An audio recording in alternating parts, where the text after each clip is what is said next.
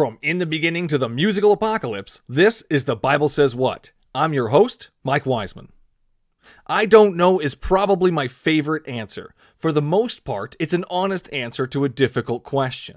We as humans like to assert and insert subjective truths and partial truths. This benefits no one. Personally, there's a lot I don't know or understand. I don't know how the universe got here. I don't know what happens after death. I don't understand algebra or the success of Twilight, and I have no clue where the other half of my socks seem to keep going. There's so much we don't yet fully understand, but we shouldn't insert magical invisible people or make excuses to fill the cracks of our knowledge. Carl Sagan once said that extraordinary claims require extraordinary evidence. The insertion of Yahweh as the creator of all life is disingenuous to the process of finding the correct answer. If you don't know, just say so. It's okay to not always have the answer. Let's start the show. Is there anything in the Bible that you yourself have an issue with?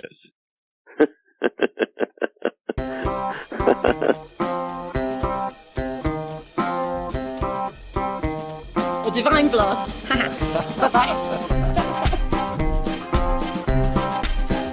Actually enjoyed arguing with you and stuff. God doesn't kill children.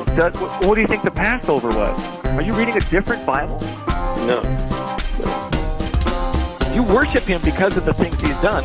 Why can I not judge him because of the things he's done? Obey me or I'll kill your kids. It doesn't seem to be well, that's brutal, isn't it? Yeah. Oh, man, what a tough life. Today's special guest is the author of Confronting Christianity, 12 Hard Questions for the World's Largest Religion. Welcome to the show, Rebecca McLaughlin. It's great to be here. Appreciate you coming on, taking the time. Awesome. Glad to have you. So, this book you wrote, Confronting Christianity, I love the title already. What made you write this? Gosh, so many long stories went into this book. One important one is that I had the tremendous pleasure and privilege of working for about 9 years with Christian professors at leading secular universities in all sorts of fields, from physics to psychology to philosophy to history, and helping them think through how to speak as Christians in the university in the context of their faith, sort of connecting up the ideas that they were working with academically with their faith in Jesus and speaking to others who may not be experts in their field on those questions. And during that time, I just got to the point where I felt like I had almost a map of where the conversation really is at in terms of Christianity and many of the big, hard, difficult academic questions that folks face, and that I'd had the joy of connecting with some of the top Christian thinkers in all of these different fields. So I really wrote Confronting Christianity to try and make some of those insights accessible to others. So it's kind of, I'm less an author and more of a curator in that sense of gathering other people's ideas and serving them up for a more general audience. Gotcha. Yeah, no, I was going through it, and I really enjoy your titles of the chapters here.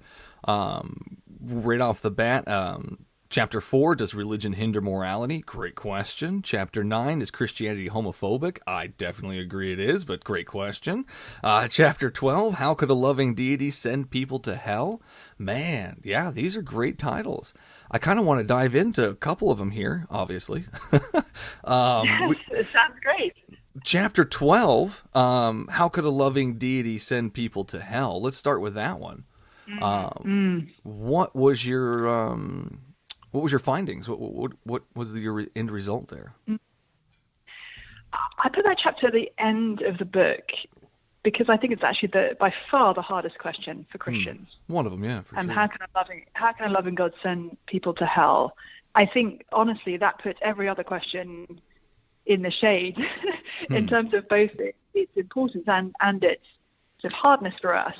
And so I come to that question as someone, if I was to say, what's the hardest thing to believe as a Christian? I don't think it's that Jesus was conceived by the Holy Spirit. I don't think it's that Jesus was raised from the dead. I don't think it's that God has the right to tell us how to live or what to do with our bodies or any of these other things. I actually think it's this question about hell.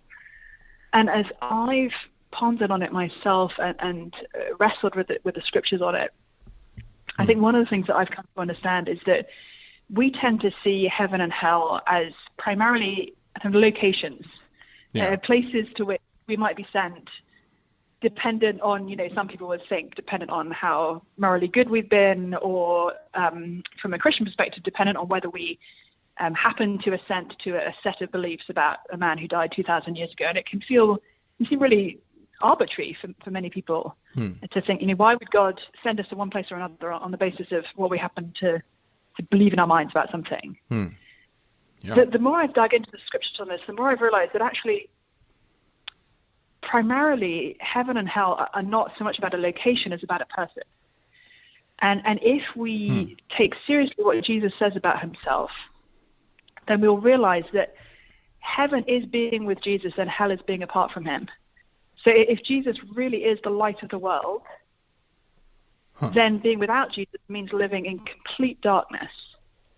And if Jesus really is the bread of life, then being without him means being desperately hungry. If he is really the way, the truth, and the life, then being without Jesus means being completely lost and utterly dead.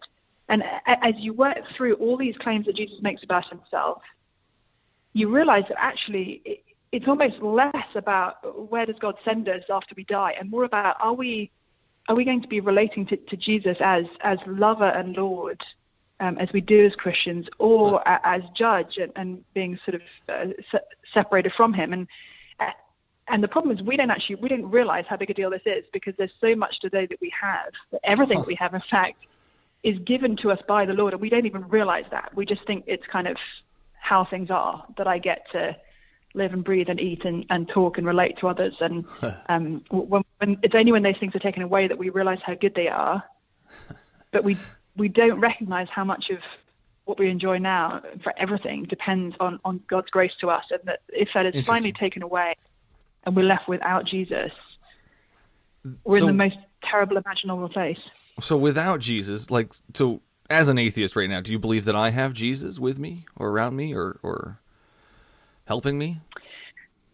So I think all of us, whatever our beliefs, whether we're atheists or Christians or agnostics or from other religious traditions, all of us right now experience God's goodness in many ways. How's that? So you and I both breathe in and out right now. The things that we're doing literally right now. Oxygen's produced by plants. So we have, if there is a creator God, we have those things because the creator God has given those things to us. Gotcha. So the only reason I can breathe is because Yahweh created trees. Yeah, well, and this may sound like a silly illustration, but a few years ago, my daughter, who was 7 at the time, wanted us to take home her class goldfish for the school vacation. And I thought, great, we don't have any pets. We're not very good with pets in general, but sure, we can take home the class goldfish. Right. So we went to collect this goldfish from her teacher, and had the little goldfish bowl, and I put it on I'm sitting in the driver's seat of my car. I put it on the floor mat of the passenger seat next to me, and I started driving home really slowly. And at one point, a few minutes in, I took a turn a little bit too quickly, and the goldfish bowl with little bell of lightning in it just upturned onto the floor mat, right? No. So then all of a sudden, this poor goldfish is flapping around on the floor mat, and I'm pulling over and sort of screaming at my girls, does anybody have any water? Because usually, honestly, we don't carry water bottles. Kind of miraculously, my daughter did have a water jar that day. We were able to sort of put bell of lightning in it. But before that goldfish bowl tipped over, little Bella Lightning didn't know that she was swimming in water. It was just completely normal to her. There was this was just how life was. And it was only when it was taken away that she realized that she actually completely depended on water. I mean, I don't know the cognitive processes of a fish, but, suddenly she's flapping around on the floor and minutes from death. And so I think that sorry, carry on. I mean, I think fish understand that to get out of water is bad. So, I mean, I think they understand at some level that they need to be where they're at to survive.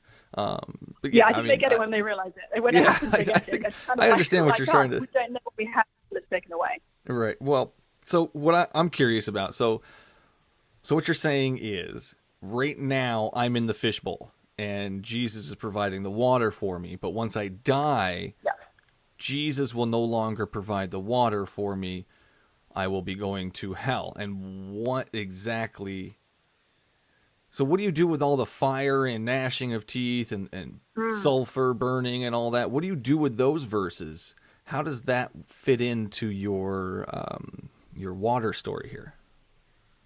Yeah, I think those are pictures of the desperate state that we find ourselves in if we are finally thrown out of God's kingdom, if we're finally fully separated from all God's goodness to us, and if we experience Jesus instead of as, I think the Bible basically gives us two options. We either experience Jesus as lover, and that's a really important picture in the Bible. Actually, it was sort of almost awkward to us, but a very important strain that goes through the Bible and explains so many other things. We either experience him as lover or as judge.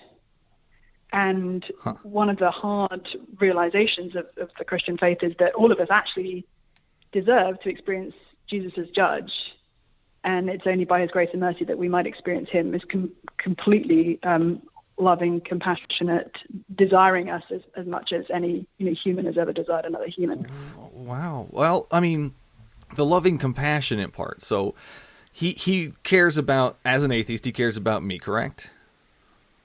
Absolutely. Okay, so why doesn't he let me know he's real? Why doesn't he come down and tell me his truth? Why does he threaten me through his people, through his followers, through his believers, instead of coming down, telling me, hey, dude, guess what? I'm real. If you don't follow me, you're going to be out of water. You're going to be a fish out of water, man.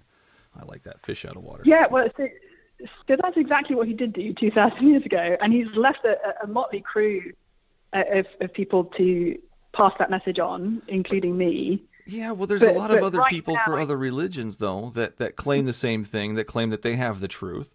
And of course, their truth is invisible and mute as well. So why doesn't he come down and correct it? Why doesn't he change the fact that everybody believes a different thing and instead come down and just explain it to us all and be like, hey, this is the one true one. You guys over there, the Jewish people, they almost had it right. And then you guys over here, you're not right. And, I mean, what's the point in hiding? If you're going to... Yeah, I mean, it's as you all know, it's complicated with the Jewish people, because actually Christianity in some ways should be called Judaism Part 2 kind of thing, rather than Christianity. It's not... I love that. The Jesus sequel. And all his first disciples were Jewish, and in fact Judaism, like Christianity, is if it's true, then it is nothing more nor less than the fulfillment of God's promises to his people through the prophets. So yeah, I would put Judaism in a very different category from Hinduism, for example, which clearly comes from a completely different source and direction. And yeah, so I think to your question is, why has God not come down and revealed himself to us? Why is he not speaking to us? Mm-hmm. I think from a Christian perspective, he has, and he is. Well, he came down in the person of Jesus, and he's left his scriptures and his people. Yeah. So right now, it's forgive me for noting the little bit of irony that as you and I talk about Jesus now, you're saying, why is God not revealing himself to me? Now, obviously I am, and I don't say this with false humility, but I am a completely inadequate vessel or communicator of his truth. But literally right now, as we are speaking, God has sent somebody to speak to you about Jesus. So it's well, I mean, it could be any other religion as well. I mean, other religions have prophets that they deem important as well. It doesn't make them any more true or accurate. So, I mean, and one of the outrageous things about... Mm-hmm. Sorry, finish your question. I don't want to interrupt you. No, you're fine. I mean, just at that point, it's just I have a hard time accepting it as truth when everybody's telling me they have the truth, but their truth is invisible. And he came down with a prophet. All these people have prophets, but nobody has an actual deity that comes down and says anything or actually reveals himself to anybody other than, you've got an old book that says it happened. Well, this is so Michael, what would it look like for a deity to come down and reveal himself? That's a great question. You know who would know that? Well, God would know that. God would know what it should look like. God would know what it would be that would convince me, Yeah. So I'm sure you know this because you've talked to enough Christians over time. Uh-huh.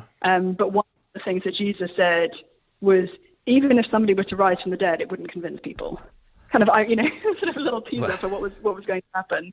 But yeah, it's one of the completely bizarre claims of the Christian faith is that the God who made the entire universe came to earth not with a massive sort of fanfare, but as a pathetic little baby who grew up not to be the sort of commander general who took over the world, but actually to be a pathetic, naked, beaten, bleeding man dying on a cross.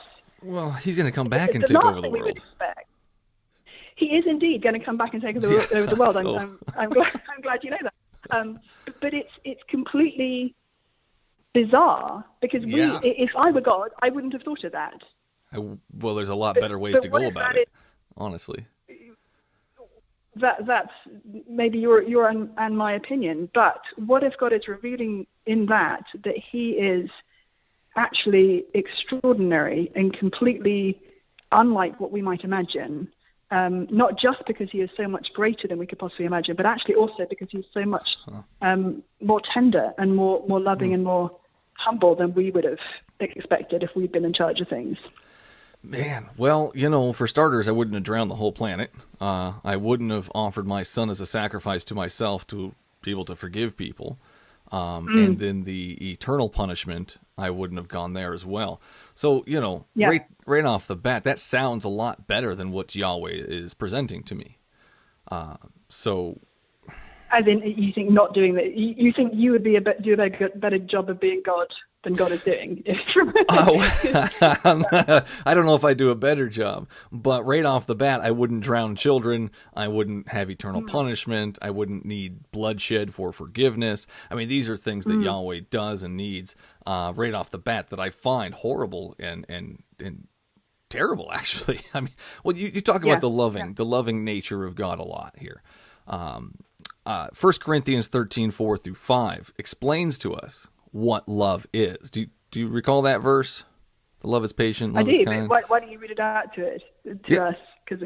Absolutely. Love is patient, love is kind. It does not envy, it does not boast, it is not proud, it is not rude, it is not self-seeking, it is not easily angered, it keeps no record of wrongs.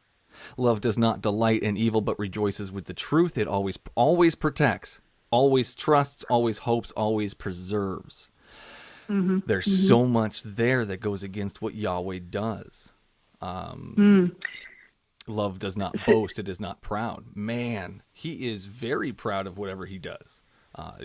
Like releasing the Israelites from slavery in Exodus. That dude, entire Old Testament, does not stop talking about it. You should praise and honor me because I let you out of Egypt. Who was the God that let you out of Egypt? Who did these things for you? And it's like, man, dude, just get over it already. Why just calm down. And then the whole Exodus to begin with was just a showboat so he can show off his powers. It was terrible. Ending in the result was him coming down and killing kids in their sleep. Why? Because their parents didn't put the blood of a goat or a lamb on the door. I mean, wow. It amazes me how people find this guy loving and worthy of praise. It baffles me. Can I make two little observations on that, Mike? Absolutely. One is that the moral standards by which you and I today judge the Old Testament didn't come from nowhere. They actually came to us from Christianity. Ooh. Now, I don't know. So you would say, well, of course I'm a Christian. I would say that. I don't know. Have you read Yuval Noah Harari's book, 'Sapiens: A Brief History of Humankind"? Have you come across that one? I have not. It's fascinating. So Yuval Noah Harari is an Israeli historian who I believe identifies as an atheist. And he writes something, *Sapiens: A Brief History of Humankind*, is, as it advertises, a history of the human people written from an atheist perspective. And he draws on science and history and sociology and all sorts of things. And one of the things he is very clear about is the fact that things like universal human equality or human rights, or the idea that men are equal to women, or that we shouldn't be violent towards each other, but in fact should treat even other people from other countries and other places and other races and other cultures as sort of somehow morally as valuable as we are. These things have all come to us from Christianity. Well, he says that Homo sapiens have no natural rights, just as hyenas, chimpanzees, and spiders have no natural rights. He says that with the Declaration of Independence, we hold these truths to be self-evident that all men are created equal. He says the Americans got this idea from Christianity, but what does it mean? If the Christian myths about God creating humans in his image aren't true, then what does it mean for us to be equal? He says it doesn't stand up at all from an atheist perspective. Wow. So some of the moral concerns that we today have, we actually only have them because Christianity has given them to us. No, oh my goodness. Well, I mean, okay, first off, the book promotes slavery. It tells you to get your slaves from the people next to you. That's not, I don't see that as a good place to get our morality from. Right, but why don't you see that? Because the only arguments that have come against slavery have actually come out of Christianity. I mean, in the ancient world, nobody thought slavery was morally problematic at all. Neither did people who were reading the Bible and keeping slaves. I don't get it. The Bible clearly says, where is it? Leviticus 25, 44 through 46 tells you where to get your slaves from, and they're from your neighboring nations around you. That doesn't really tell me that they're caring about the people around them or wanting them to prosper. They're keeping them as slaves. And then the Bible tells you can beat your slaves. It tells you you must respect your masters just as you respect Jesus. These are ideas that the Bible puts forward. We're around a lot here, Mike. Can we look at one thing at a time? Because otherwise we're not really going to help your reader. I'm happy to address any and each of those sort of one at a time. But if you give me sort of 4 or 5 at once, it's harder to. So yeah, pick one of those and we'll. All right. Well, I find it very. And I'm kind very... of curious first, actually, for the reactions about what you all know Harari says. Well, let's start with the slaves obey your masters. Ephesians 6:5. Yeah. So it tells slaves. Yeah, slavery in the... Yeah, I don't know if you have read the letter to Philemon that Paul writes in the New Testament. A letter written to a guy called Philemon whose slave Onesimus had run away and had met Paul when they were in prison. I don't know if this is ringing any bells. There's a small letter in the New Testament. It's been a minute. Kind of glossed over it.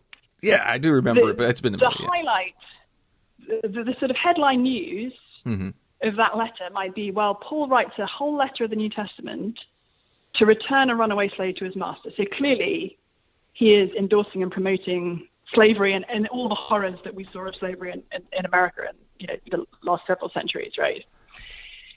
That all makes sense until you read the letter and you see what Paul's actually saying.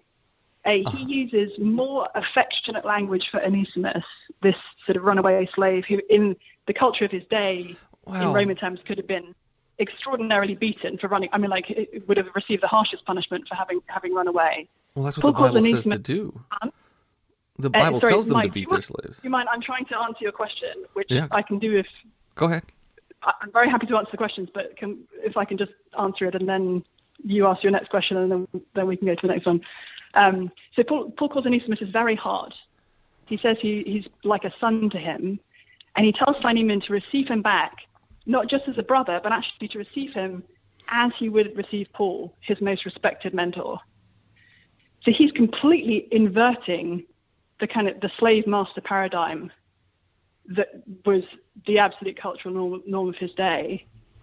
And the reason that slaves are addressed on a number of occasions in the New Testament is actually because a large proportion of the early church were slaves, and they were being given hope that even in their situation, they were beloved sons and daughters of God. They were people who'd been saved and bought by the blood of Christ. They weren't just kind of subhuman or only to be traded and owned by others, but they actually belonged to God. And so those things could inform even how they lived in their present condition, if that makes sense. Yeah, so what you're taking is this one verse that softens it or makes it less harsh. But what does the Bible actually say anywhere? Does the Bible actually say anywhere that slavery is a bad thing and that we should not own people as property? The Bible says that everybody, all of us, especially Christians, actually are owned by God. And Jesus said that he didn't come to be served but to serve and to give his life as a ransom for many. He actually took on the role of a slave in order to save us. Oh, man, yeah, I don't know. So the Bible gives us a lot of principles about how we should treat other people. For example, loving them as ourselves. Uh-huh. And what we saw, especially looking back at slavery in American history, what we saw was not people loving their neighbor as themselves. We saw people exploiting, beating, raping, abusing others. Yeah. Using the Bible to justify it. Yeah, completely. I mean, laughably wrongly. I mean, some of the race-based slavery is complete. I mean, it wasn't slavery in the ancient world, broadly speaking, wasn't actually even race-based, nor was a permanent condition necessarily. So some of the ways in which slavery kind of played out in American history were so laughably against the scriptures. It's not funny because it's so tragic, but it's also horrible. Yeah. And the basic principle on which slavery was based, which was the stealing of human beings, is specifically condemned in the Old Testament and the New. Stealing somebody else and putting them into slavery is explicitly condemned, carries a death sentence, in fact, in the Old Testament. Yeah, I just can't get behind a book that tells me that I can beat my slave up to 3 days and be okay with it. I have a problem with that. Yeah, it's actually the point of those laws in the New Testament is to tell people what they can't do. Right, but they can still beat him though, as long as he doesn't die, and that to me is horrible. So let's go back to the love is thing. I really want to focus on that a little bit here. Yeah, totally. Love does not delight in evil and rejoices with truth. Where was I? No, there it was. It keeps no record of wrongs. Now, do you believe that to be a true statement, that love does not keep a record of wrong? I do. So ask your next follow-up, because then we'll get into the meat of that. You're going to suggest that God keeps a record of wrong, so he's not loving. Is that? Well, I'm curious as to why God does keep a record of wrong then. If God is telling me that love does not keep a record of wrong, and then he turns around and keeps a record of my wrongs, that is contradicting to his definition of love. Yeah, so a couple of thoughts on that. One is Paul, who wrote the passage that you're quoting from, taught, for example, that we shouldn't take vengeance on others. Not because there is no justice in the world, but because, and he quotes from the Old Testament, vengeance is mine, says the Lord, I will repay. Right. That's horrible. How we are taught to treat each other isn't necessarily how God... appropriate behavior for us and appropriate behavior for God are not necessarily the same thing. In many ways, they're not the same thing, because God is the creator of the universe, and you and I, last time I checked, are not. So that there are ways in which God tells us to behave that aren't the same as how he should behave. Wow. At the same time, actually, love keeps no record of wrong. That is precisely what God is offering to every single person today, the opportunity to be united with Christ, and for every wrong thing they've ever done to be completely washed away. But he's still recording it, though. It's still in the book of life, correct? Well, the book of life is where you and I, if we trust in Jesus, where our names are written. So right now, sinner that I am, and if you knew my thoughts and my heart, you'd know quite how simple I am. Sinner that I am, because I've trusted in Jesus, none of my sins will be counted against me. And that's because you've trusted in Jesus. Well. I mean, Revelation 20:12, it says that the dead were judged according to what they had done as recorded in the books. So there's more than one book here.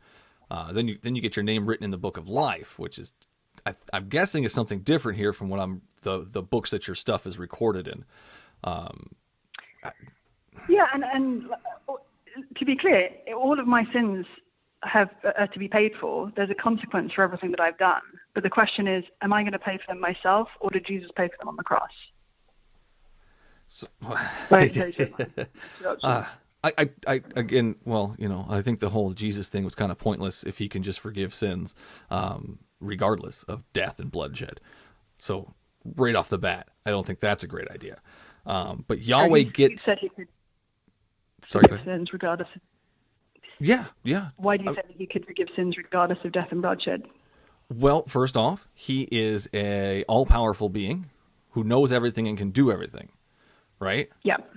So, and then he forgives David in the Old Testament without any bloodshed. And then Jesus forgives people. And where was it? Oh my goodness, I can't think of it right now. It's under forgiveness. Apologies. There it is. Jesus forgives a paralyzed man in Matthew 9:2, Luke 5:20, and Mark. Oh, I love that. Yeah. Oh, and then he forgives a woman who won't stop kissing his feet in Luke 7. Yeah. Then he gives the disciples power.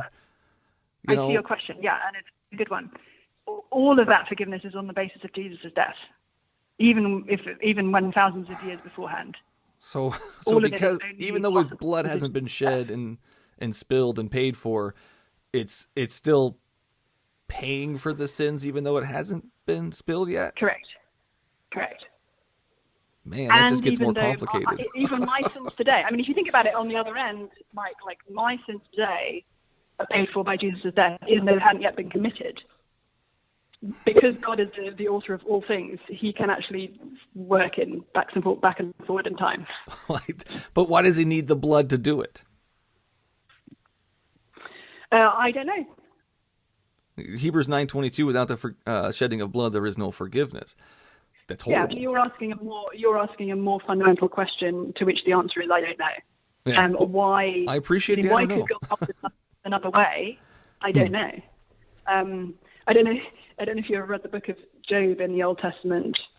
It's a horrible book. I was talking to one of my daughters about it a few years ago. She was 5. And it came up in conversation, and I told her about the book of Job. I said, there's this guy who was really, following God and ended up suffering terribly because Satan had said to God, well, I bet Job only follows you and only loves you because you give him good things. And God said, okay, go ahead. I bet.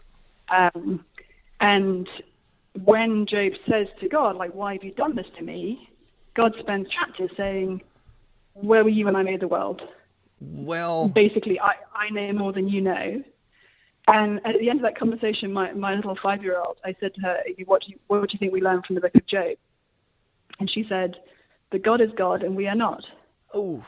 And I thought, I've read like entire commentaries that taught me less than that. And I think one of the most humbling realities of recognizing that you're a creature and not the creator is that God is God and we are not. And so there will often be times when we don't know, we don't understand. Yeah. And that's where he could come down and explain it to us, which would be really helpful. But Job, I think Job is such a... You mentioned that a few times, Mike, but he literally did. I mean, according to the Christian claim is not that God never came down to explain this to us, but that he specifically did. Yeah, see, again, there's other prophets. There's many other prophets claiming to be, God in the flesh or words of God. They have the words of God. No, there aren't many prophets claiming to be God in the flesh. There are many prophets claiming to speak words from God. Jesus was kind of out of a limb claiming to be God in the flesh. Yeah, well, it's very far-fetched for me, very hard to believe. And if he comes down today and talks to me instead of an ancient book full of questions and weird things, that would be helpful. But let's go back to Job real quick here. You had actually said that Satan bet Yahweh. Is that how you see the story? I mean, bet is... I don't know if I use that exact word, but from my recollection, Satan basically came to God and said, look, Job is only trusting you, only sort of following you because you give him really good things. Correct, yeah. And he said, what happens if you take it away? And Yahweh says, well, I'll make that bet with you, Satan. And he released Satan onto Job to take away his kids, his sheep, his servants. And in Job 2:3, Yahweh actually says to Satan, to Satan, I think it is, and he still sorry, I can read today, and he still maintains his integrity, though you incited me against him to ruin him without any reason. Though you, Satan, incited me, Yahweh, against him to ruin him without any reason. Yeah. I mean, at this point, he was either tricked or followed along with the bet. Well, Job is one of the places that Christians go to in the midst of suffering, because it's easy to think, well, I guess there are multiple ways we can think about our suffering. One is to say, which the atheist perspective leaves you saying, my suffering is nothing more than the random firings of neurons in my head. It means nothing. Nobody cares. There is no justice. Who gives us some, like, I'll spare your listeners curse words, but like, No, who it's gives fine. something about the fact that this little mammal here is in tears, or that little mammal there is experiencing depression or abuse. Who cares? Like, from an perspective, you and I are just a random collection of atoms and molecules. I So don't who mean any gives a- offense, but what does it matter if he cares? He's not actually helping out. He's not actually here. He's not actually here physically holding my hand or helping me through the process. Well, from a Christian perspective, he is and he will.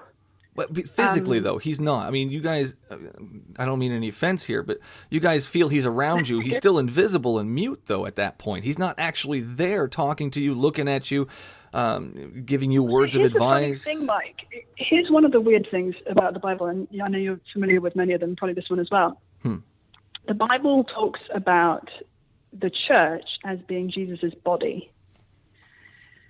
And you and I are physical beings who relate in physical ways. Look, not just, we're not just spiritual beings, we're also physical beings. And so where is Jesus when I'm suffering? Well, yes, I'm relating to him in a kind of spiritual sense that I can't physically see, but also he is in the arms of my friends and in the arms of my family as they put their arms around me. Wow. If they are his body, then actually I am physically being held by Jesus if Wow. I'm being comforted by a friend in suffering.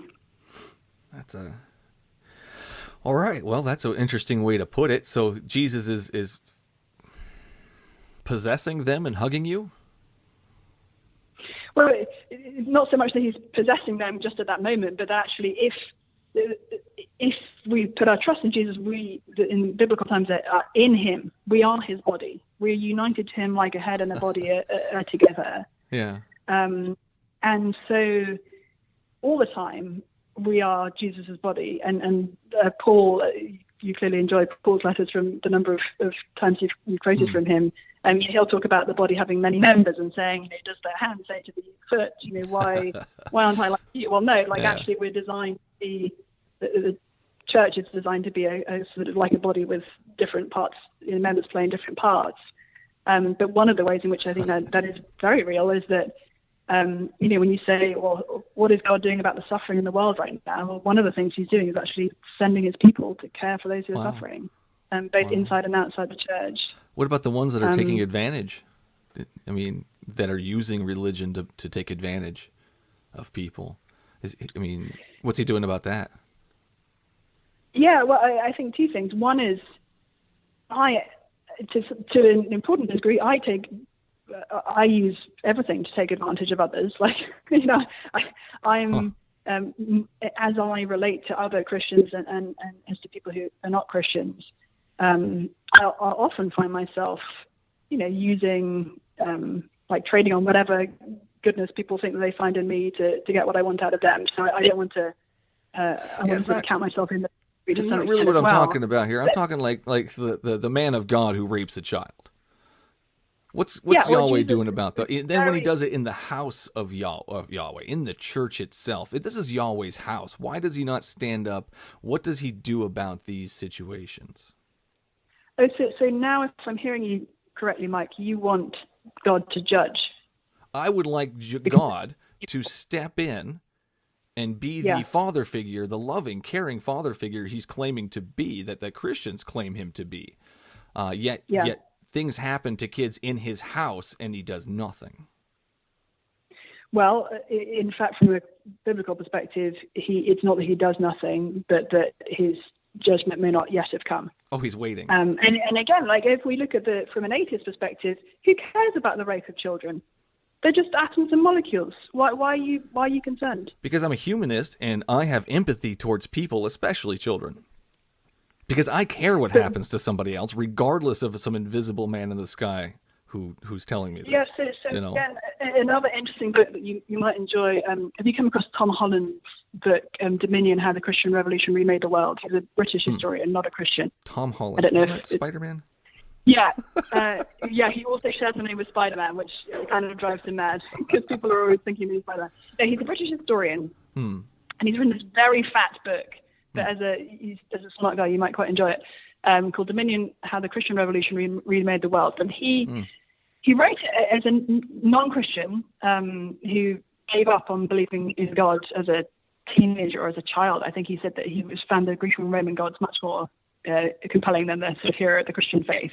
And he's looked back over the last 2,000 years of Western, and he's clear that specifically Western, the church has always been and continues to be global, but looking at Western thought in particular. And what he's concluded is that the reason that you today, as an atheist humanist, believe the things that you do is because of Christianity. I think it's because of lack of Christianity, actually, is why I believe the things that I believe. Yeah, That's maybe because of, Karl Marx devised Marxism because of his profound disappointment with Christians failing to live according to Christian ethics. I mean, there's a slight oversimplification, but not much. Well, religious ethics in general, I haven't found to be... Christians in particular, because Christians are the ones who went around saying, actually, the poor, the weak, and the marginalized matter. Actually, babies matter. Actually, the extremely sick matter. Because Jesus said that the least important people are, in fact, the most important people in his kingdom. Jesus also said he's going to throw me in hell because I don't love Yahweh. You know, I mean, there's a lot. You got to balance it out with the good and the bad. You know, Jesus does some things that aren't great. Well, I'm glad you don't have a sort of rose-tinted view of what Jesus says. Some people kind of think that Jesus only talks about love and forgiveness, while God in the Old Testament only talks about judgment. You're right, Jesus talks a lot about judgment and warns of God's judgment. But it's very interesting. Matthew's Gospel says when he comes back to judge the earth as king, he'll separate people like a shepherd divides the sheep and the goats, and he will judge people on the basis of how they cared or didn't care for the sick and the imprisoned and the poor and the naked and the hungry and the thirsty.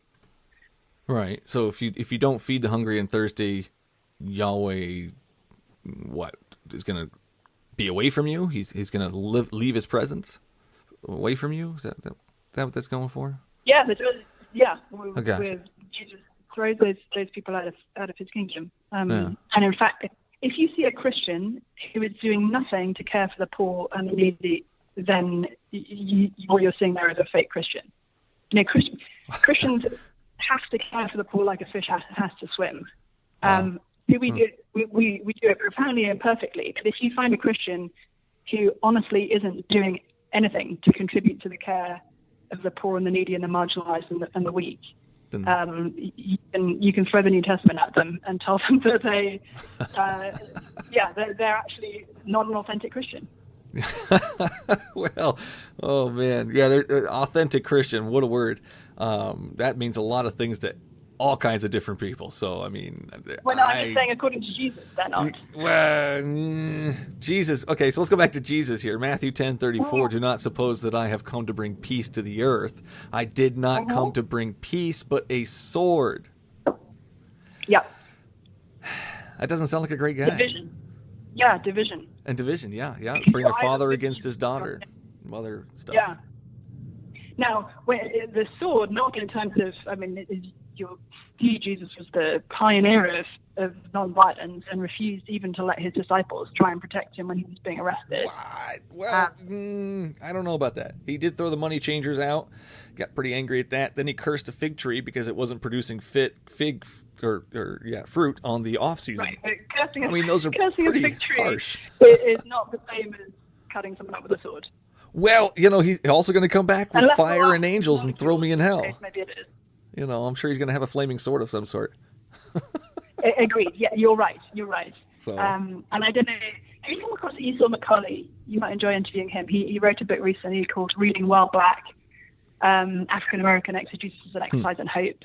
And one of the things he points out is that whereas for a kind of white privileged middle class, like rich person in global terms like me, the idea of Jesus as the kind of warrior king that we see in Revelation, and how Jesus talks about himself as he returns. To me, that sort of sounds like, oh, that doesn't really fit with my sensibilities. H.C. McLaughlin says, for the oppressed, that is a beautiful picture. It says that somebody is coming to save me, that justice will be done in the end. In the end, why is he waiting? Loving and strong.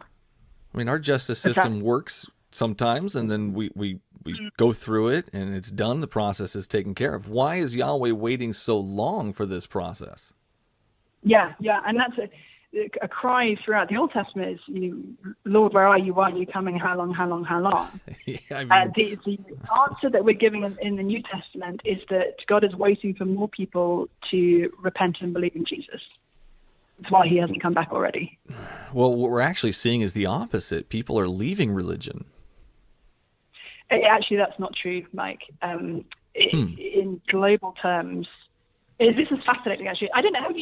I think you may not have read my book. Is that right, Mike? No, I haven't. I've just gone through it on Amazon there, so I apologize. I haven't read the full thing. I would be so honored and privileged if you would read it and let me know what you think about it. Because one of the points I make in the introduction is, you and I, who grew up in the West, grew up with the idea that religion is basically declining. And especially as the world, I mean, this is what, about 40 years ago, sociologists pretty much all agreed that as the world became more modern, more educated, more scientific, that religious belief would naturally decline. And the reason they thought that is because it's what had happened in Western Europe, and where Western Europe led, the rest of the world must follow, right? Sort of very oddly white European-centric view. America was just weird, that was okay, but the rest of the world was going to become less religious as they became more educated and more scientific.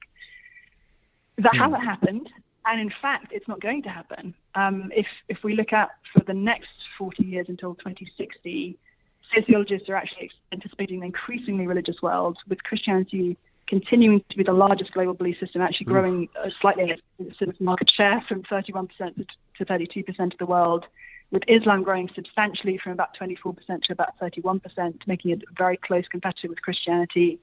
And the proportion of people globally who don't affiliate with any religious tradition, be they atheists, agnostics, or just nothing in particular, actually decreasing from 16% to 13%. Now, part of this is because religious people have more kids.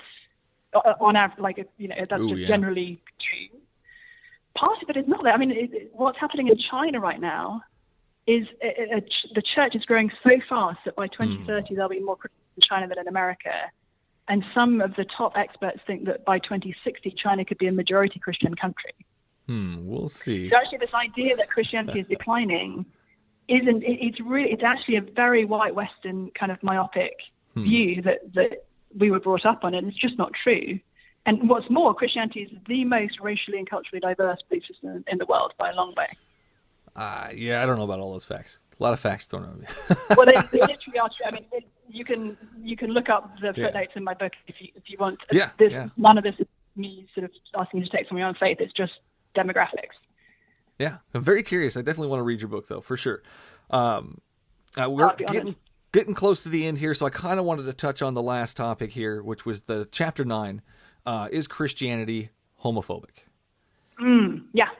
Now, any book that tells me to kill gay people, I have a hard time believing is not homophobic.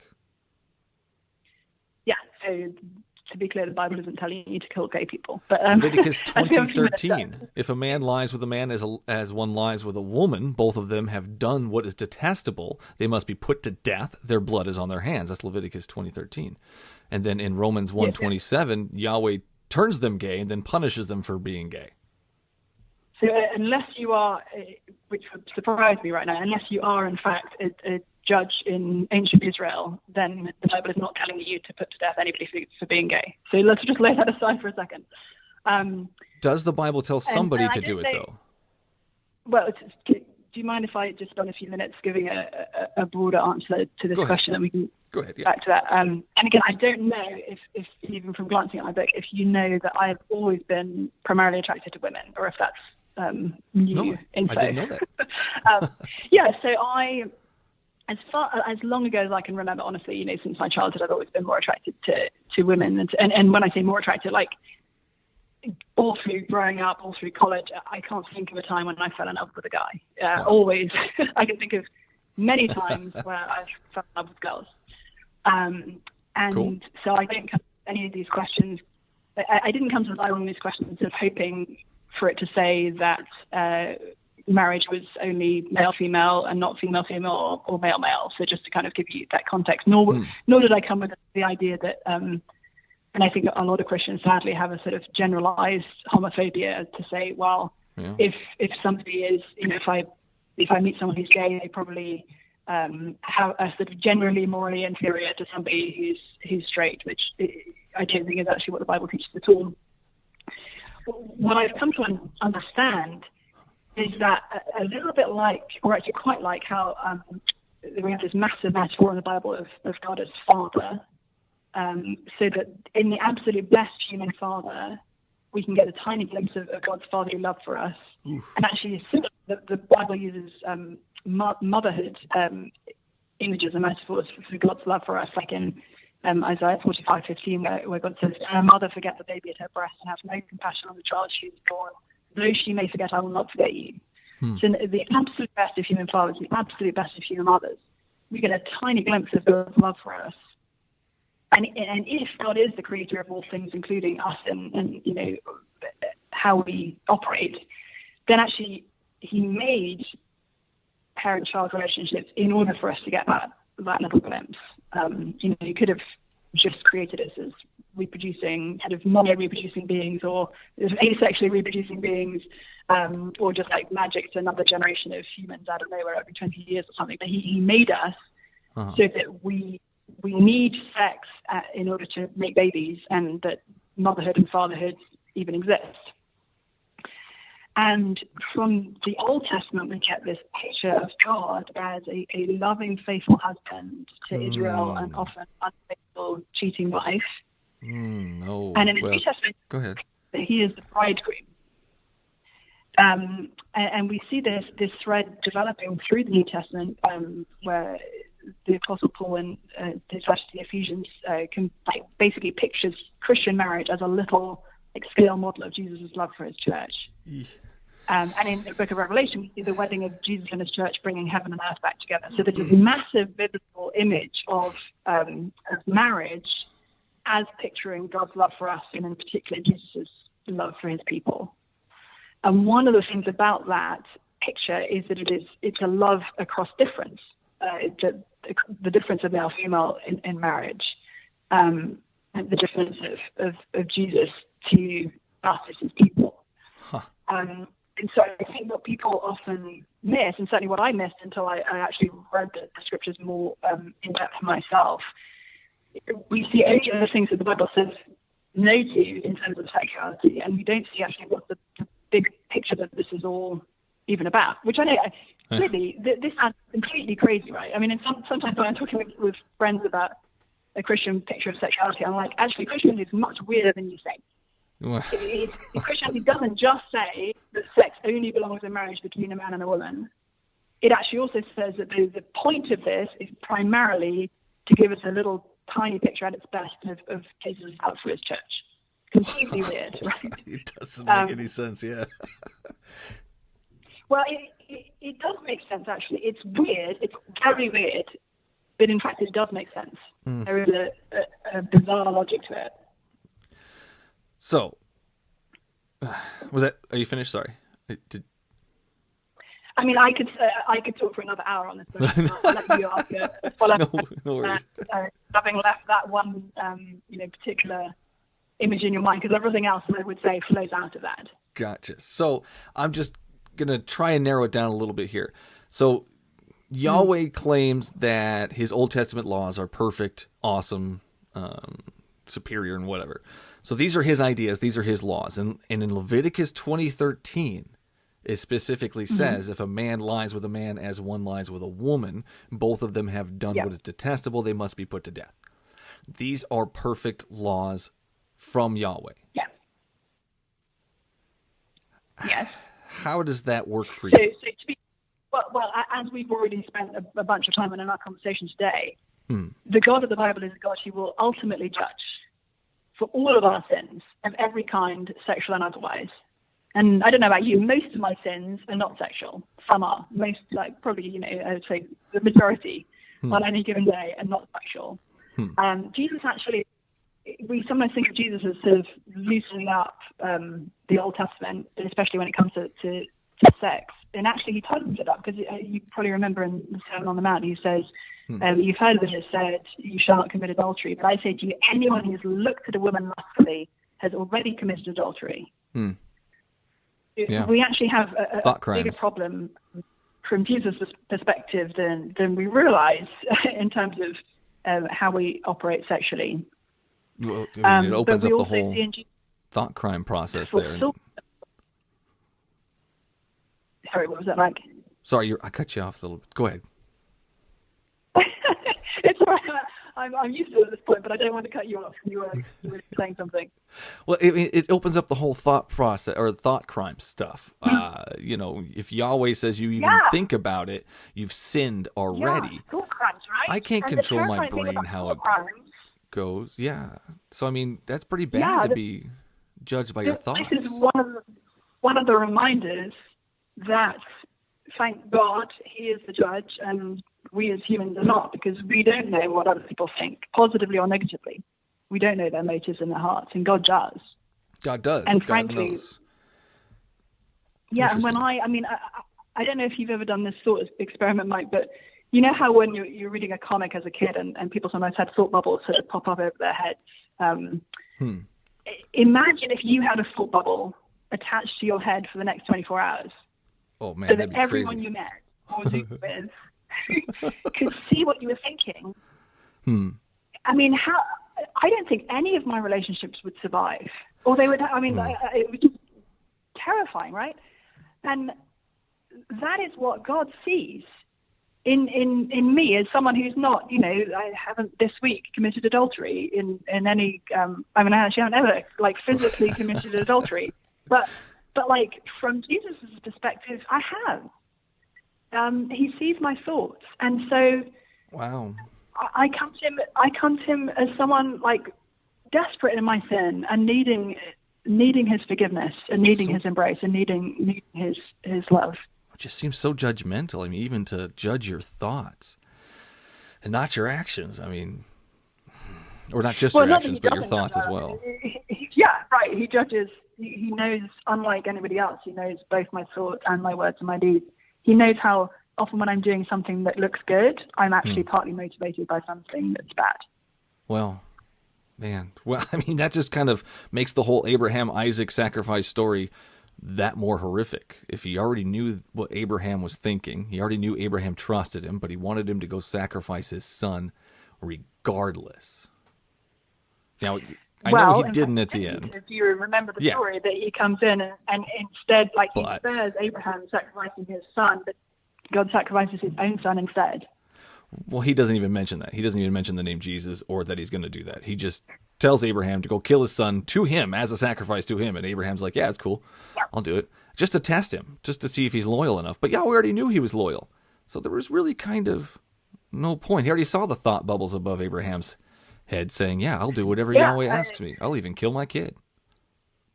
Yeah, helps us to be able to see. And in the New Testament, I think it's in the book of Hebrews where that particular episode is talked through, and it says that Abraham was trusting that God is the God who was able to raise the dead. Man, but that kid's still got to get stabbed and die. I mean, let's not forget about the child, the one who's actually suffering here. Yeah, well, the one who in fact didn't suffer. I had a friend in college. You'll be amused by this. He'd grown up in a Hindu family, and we've been talking about all sorts of questions, about Christianity for a while. He's reading the Bible, and he came to that point in Genesis when Abraham was told to go and sacrifice his son. He just stops. He's like, I can't believe that God had Abraham sacrifice his son. Yeah.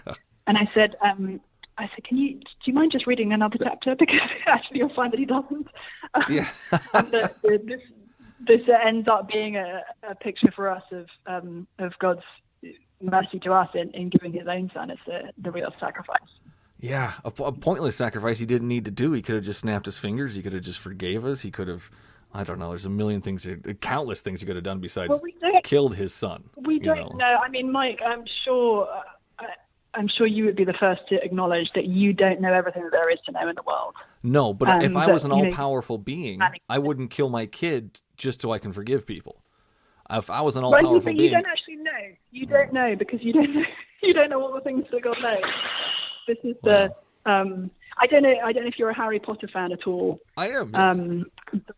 Yes. I'm in the middle of rereading the whole series to my girls who are 10 and 8, and one of the things that I love about that series is the way that J.K. Rowling pulls us into situations where we think that we know what's going on, and actually Harry thinks he knows what's going on. Like when Snape kills Dumbledore, and Harry thinks this is final proof that Snape is on the side of evil.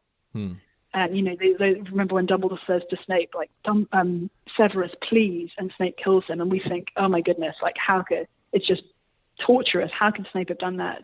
Yeah. And it's only in the last that when we see Snape's thoughts, when Harry kind of extracts his memories from when Snape's dying and puts them in the pensieve and jumps into his memories, and there we find that actually Dumbledore was dying of an irreversible curse, that he made Snape promise to kill him, that he was saying, Severus, please kill me, not Severus, please help me, escape.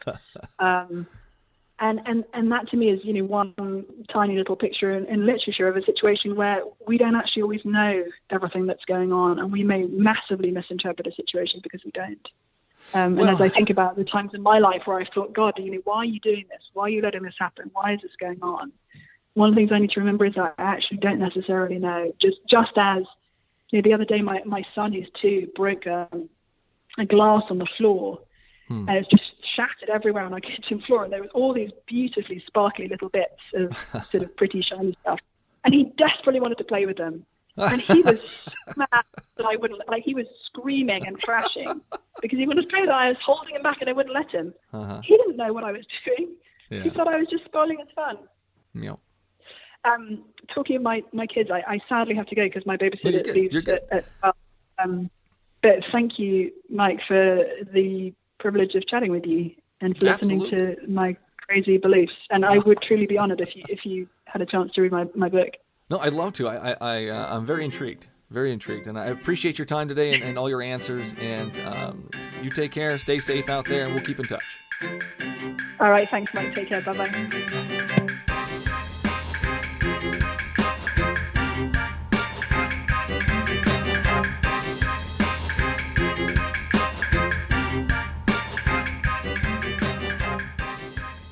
And that's all the podcast there is for you today. Thanks for listening. If you like what you heard and want to help keep the recording light on, simply go to patreon.com/BSW the podcast and sign up to be a supporter of the show. Your episodic tithes of $1 or more will give you access to the patron feed, unaired conversations, early access to each episode, and much more. For the latest events, BSW swag, and a peek behind the scenes, head over to the show's ever-evolving webpage at thebiblesayswhat.com. Thanks to the cosmic powers of the internet, it is now possible to buy me a beer or coffee online. Simply go to buymeacoffee.com/BSW the podcast and click the appropriate buttons. If you can't support the show monetarily, please like, share, and or leave a review. As always, you can find me at the Bible Says What Facebook, Twitter, YouTube, or Instagram pages. You can also reach me at bswthepodcast@gmail.com.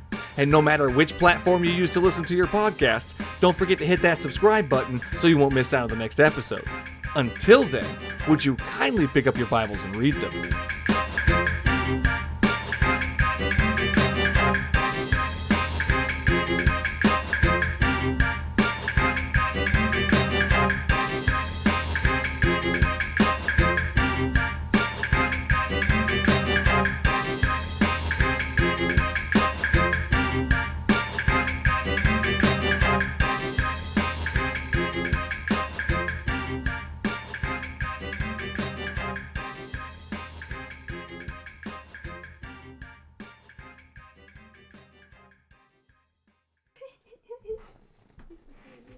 Is your recording right now?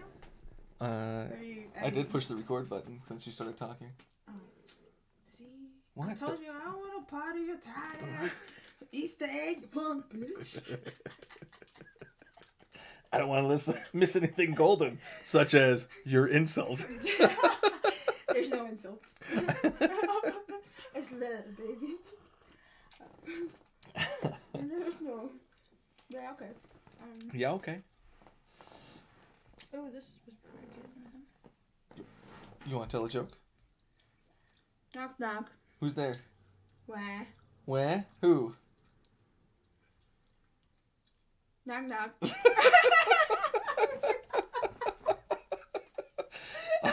Maybe I should go ask the kids. I don't do jokes, I guess. My go-to is, what kind of pants does Mario wear? What kind of pants does Mario wear? Denim, denim, denim. Denim, denim, denim. Denim. Yeah. Yes, thank you, baby. Appreciate that.